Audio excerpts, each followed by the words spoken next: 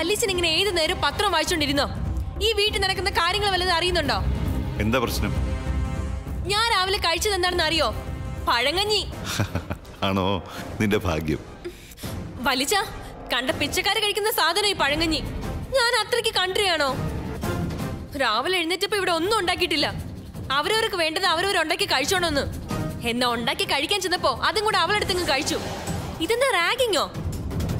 ഈ റാഗിങ് ഇന്നത്തോടെ അവസാനിപ്പിക്കണം. നീ പറയുന്നൊന്നും എനിക്ക് മനസ്സിലാവണില്ല. ആദ്യം ഈ കുന്ത് മുമ്പിൽ നിർത്തിങ്ങ് കളാ, അപ്പൊ എല്ലാം മനസ്സിലാവും. ശരി, ഇനി പറ, എന്താ നിന്റെ പ്രശ്നം? ആ സ്വാതിയെ നിലയ്ക്ക് നിർത്തണം.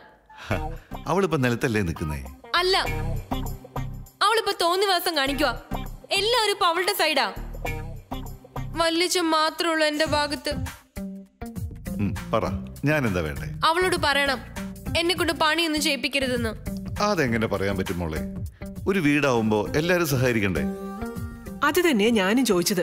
ഒരു വക ചെയ്യില്ല, ആർക്കായാലും അത് സഹിക്കില്ല. സഹിക്കോ? എന്താ മോളെ നീ ഇങ്ങനെ? ഈ വീട്ടിലെ ജോലികൾ നീയും കൂടെ ചേർന്ന് ചെയ്യേണ്ടതല്ലേ? മനസ്സിലായി, ഇപ്പൊ എനിക്ക് എല്ലാം മനസ്സിലായി. ഇത് എല്ലാരും കൂടെ ചേർന്നുള്ള നാടകം അല്ലേ? എന്നെ തകർക്കണം, അതാണ് ആവശ്യമല്ലേ? ഇതാ നിന്റെ പ്രശ്നം. ഭയങ്കര കോംപ്ലക്സ് നിനക്ക്. നീ എന്തിനാ ഈ വീട്ടിലെ ആളുകളെ ശത്രുക്കളായി കാണുന്നേ? ഇവിടെ താമസിക്കുന്നത് അന്യരൊന്നും അല്ലല്ലോ. എന്ന് വെച്ചിട്ട് ഞാൻ ഇതുവരെ ചെയ്യാത്ത ജോലിയൊക്കെ ചെയ്യണമെന്നാണ് വല്യമ്മ പറയുന്നത്. അടിച്ചു വാരി എന്റെ നാട് ഒടിഞ്ഞു. കാര്യങ്ങളുടെ പോക്ക് ഈ നിലയിലാണെങ്കിൽ പലതും എനിക്ക് ആലോചിക്കേണ്ടി വരും. മോളെ, വെല്ലുമയായതുകൊണ്ട് പറയാ, വെറുതെ സാഹസമൊന്നും ചിന്തിക്കണ്ട. അവളില്ലേ സ്വാതി, അവള് കലി തുള്ളി നിൽക്കുക. വെറുതെ അവളുടെ കയ്യിൽ നിന്ന് വാങ്ങിക്കൂട്ടണ്ട. ഓ, ഭീഷണി അതൊക്കെ കൊറേ കണ്ടിട്ടുള്ളവളാ ഈ ഗൗരി. ഇനി എന്തെങ്കിലും പറഞ്ഞു വന്നാ അപ്പൊ അറിയാം എന്റെ തനി സ്വരൂപം. വയറ് ശരിക്കും നിറഞ്ഞു തോന്നുന്നുണ്ടല്ലോ.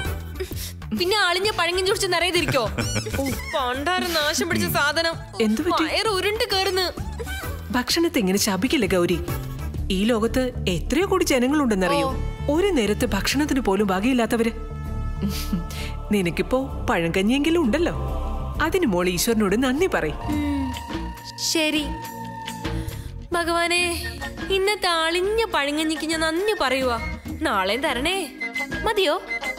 ഓ, ഒരു പഴങ്കഞ്ഞി നന്ദി പറച്ചിലും. സ്വാതി പണി തുടങ്ങിയില്ലേ? അതെ, മുറ്റം അടുപ്പിച്ചു, അടുക്കള ജോലി മുഴുവൻ ചെയ്യിപ്പിച്ചു. അതിന്റെ ദേഷ്യം.